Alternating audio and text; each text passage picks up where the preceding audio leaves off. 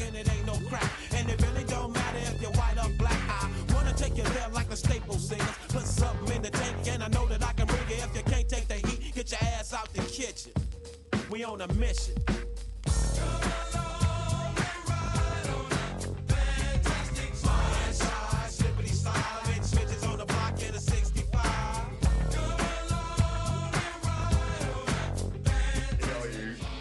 Sports fans out there in the Tubo sphere, welcome to the One Man Sports Rant. I am your host, Will, the alternative ESPN Sports Thrill. Here from a little Tesla slip trip. If nothing else, is to drown out some other annoying sounds that are around the set this time of day. Alright, so we're talking mostly about football. The college spring games were this weekend, and we got our Houston Astro 1962 baseball when they were founded. So I'm going to use this show as a baseline for the baseball tonight. We're going to defer to them.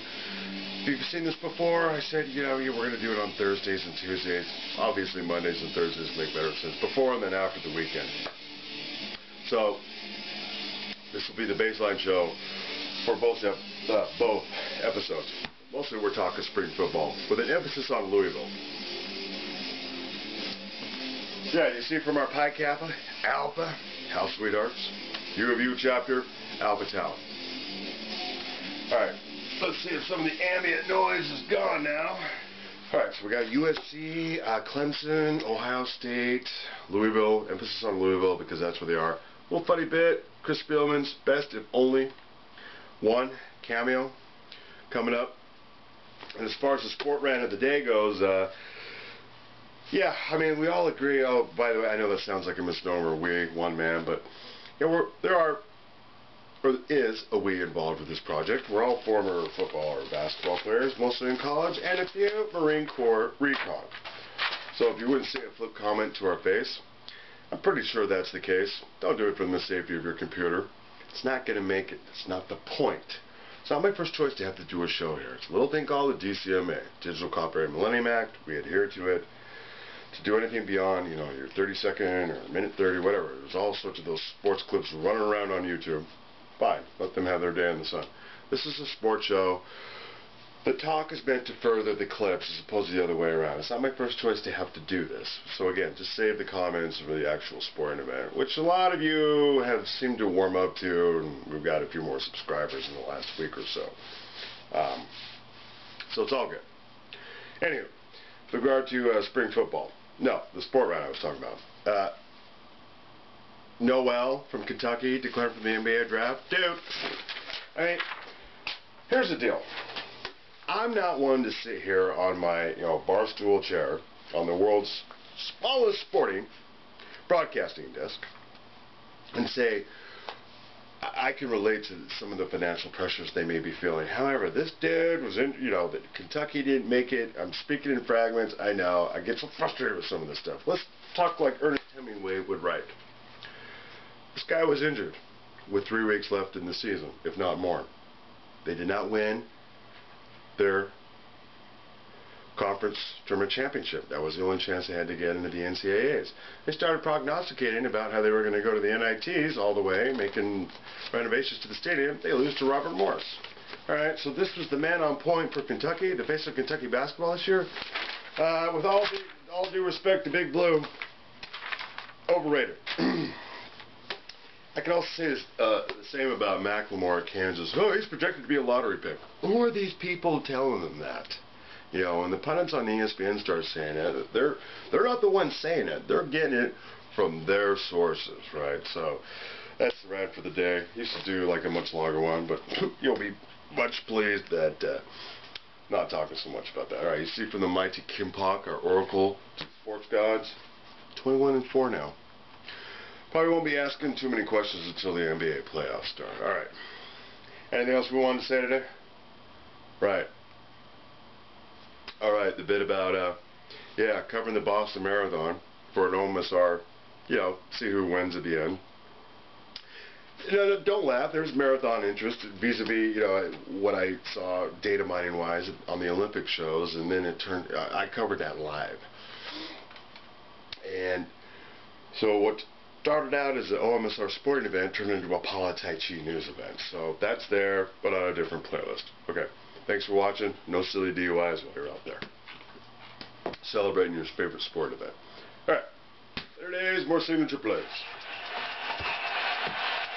Well, everybody knows Super Bowl Sunday is the holiest day of the year. Come on, Al. 3 steps back. Go wide. Come on, buddy. Nice catch. How many times do I have to tell you that that is not funny? A couple more, maybe. We all know that Super Bowl Sunday is not just about throwing a ball at Al's chest, although I love doing that. It's also about stuffing your face in front of a TV. That's right. And here to tell us about that are 3 players from the Detroit Lions with their favorite Super Bowl recipes. At linebacker, 6'1", 240 pounds, sporting a tuna noodle casserole. Let's give a big hand for Chris Spielman.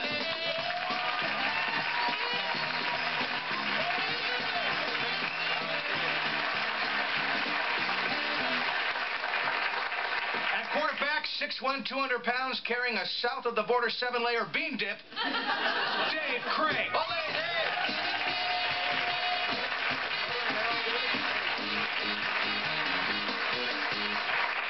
And certainly last, but not the smallest, a defensive end, 280 pounds, 6'4", with a secret Super Bowl stew, Kelvin Pritchett. Come on out, Kelvin.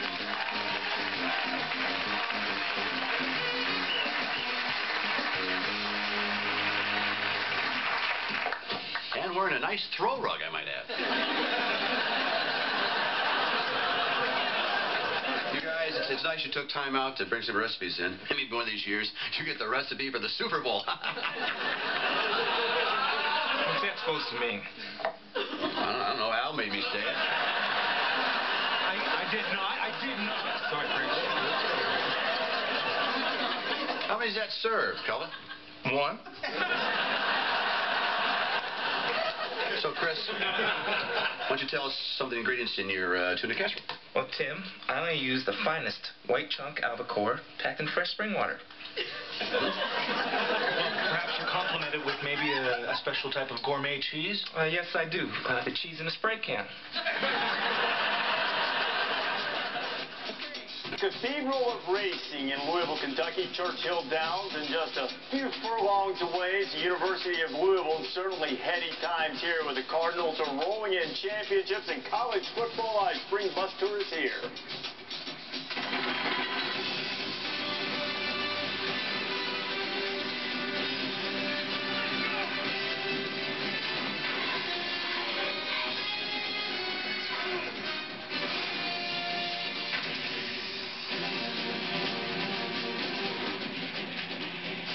Time for a little spring football, college football live, coming to you from Louisville, the Traeger Center, Louisville's indoor practice facility, alongside College Football Hall of Famer Chris Spielman.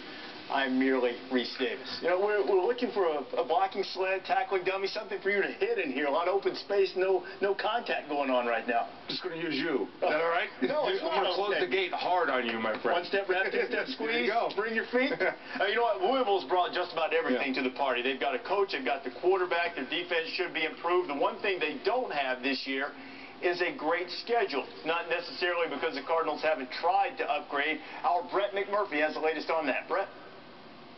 A lot has been made about Louisville's weak non-conference schedule. However, the Cardinals actually tried to bolster that schedule in the past few months. Louisville was in discussions with Texas A&M, Alabama, and Wisconsin. Ultimately, none of those opponents were able to settle on an agreement to play a game. Louisville coach Charlie Strong and Texas A&M coach Kevin Sumlin actually were in agreement that the Cards and Aggies should play at Houston's Reliant Stadium to open the 2013 season. Moving forward, the Cardinals will no longer play 1AA opponents. Part of the reason for that is their move to the ACC, and also because of the emphasis on strength of schedule and the new college football playoff beginning in 2014.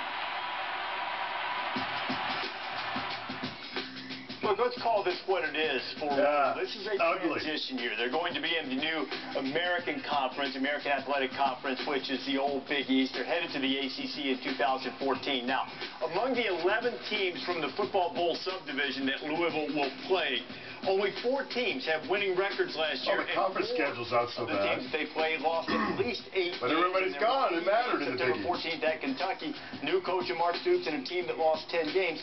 It's going to be something they're going to have to overcome. Well, absolutely. If they want to make a run at a national championship, which I think this team does have the potential to do, they're going to have to beat these teams and beat them by a lot. I mean, they're going to have to score points, and their defense has to improve. And where it mainly needs to improve, in my opinion, is stopping the run. Now, they played at times well against the run last year, but when Syracuse went up there, they got hammered.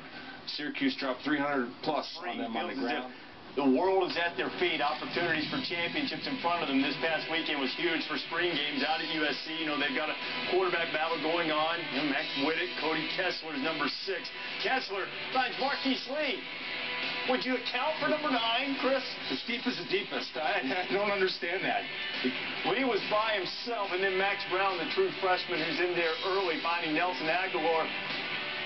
I shouldn't say this, but I'm going to. The Clancy Pendergast defense looks a lot like last year's Monty Kiffin defense. There's Kessler to Lee again. Lee put up big numbers, almost 150 yards, caught 3 touchdown passes. Texas A&M had his spring game.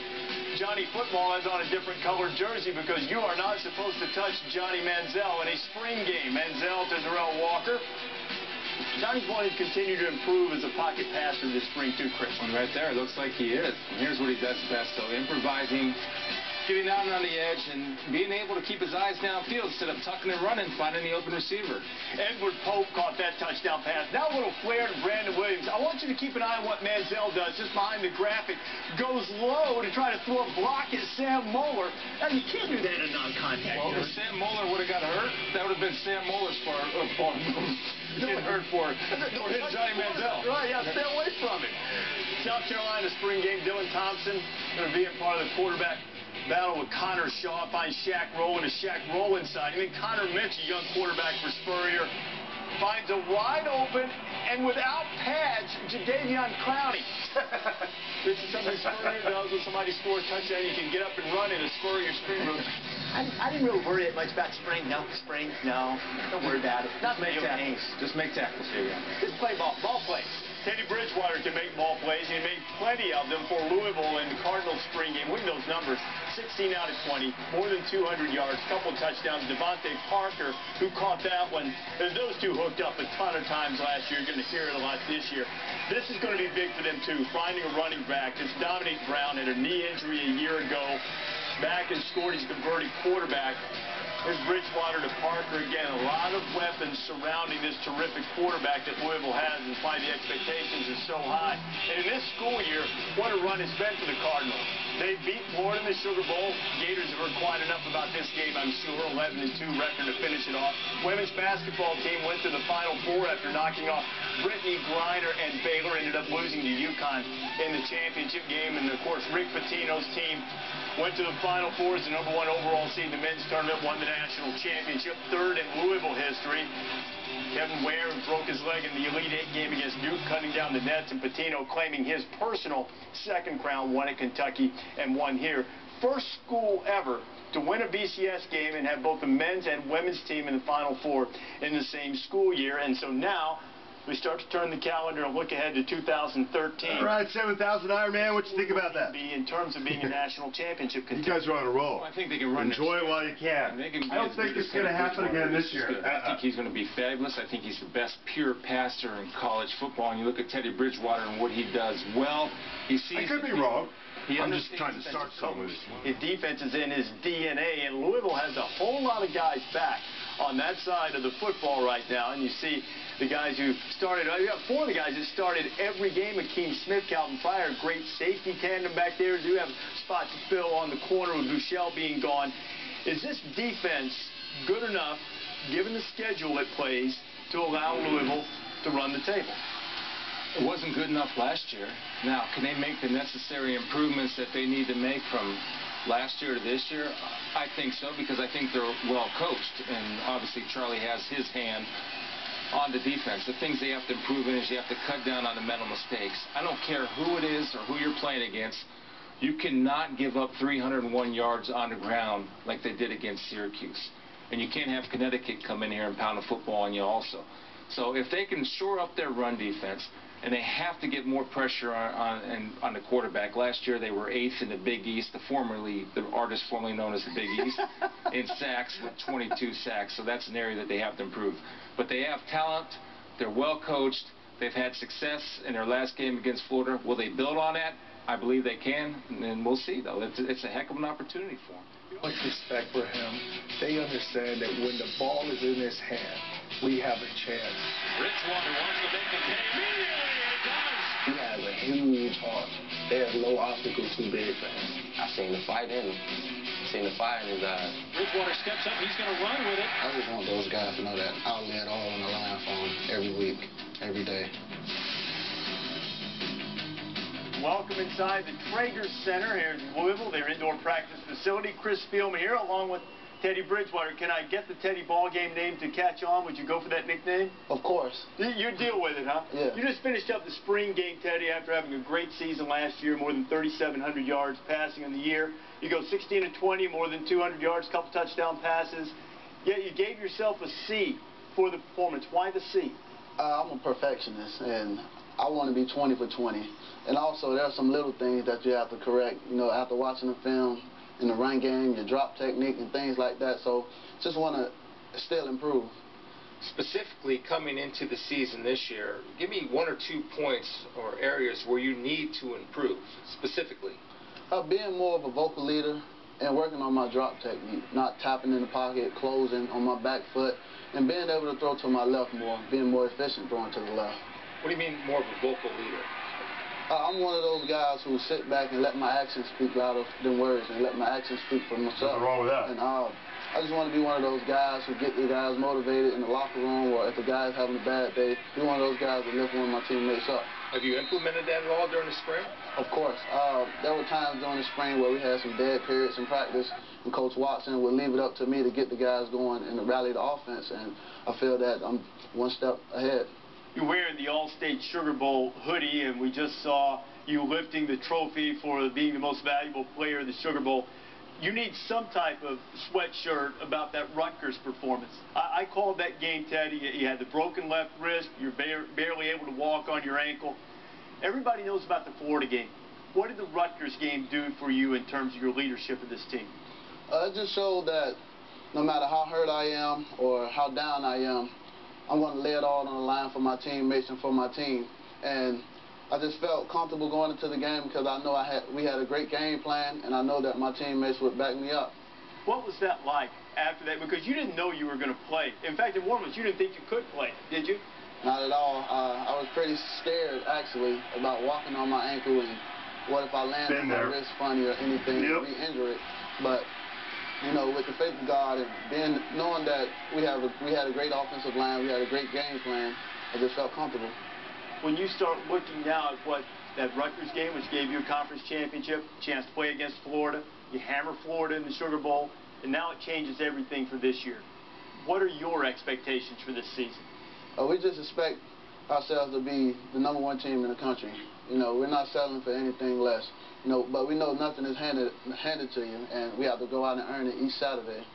We were talking to Coach Strong a little bit earlier, and Coach was talking about the first pass that you threw here, which was kind of a floater down in the middle that got picked.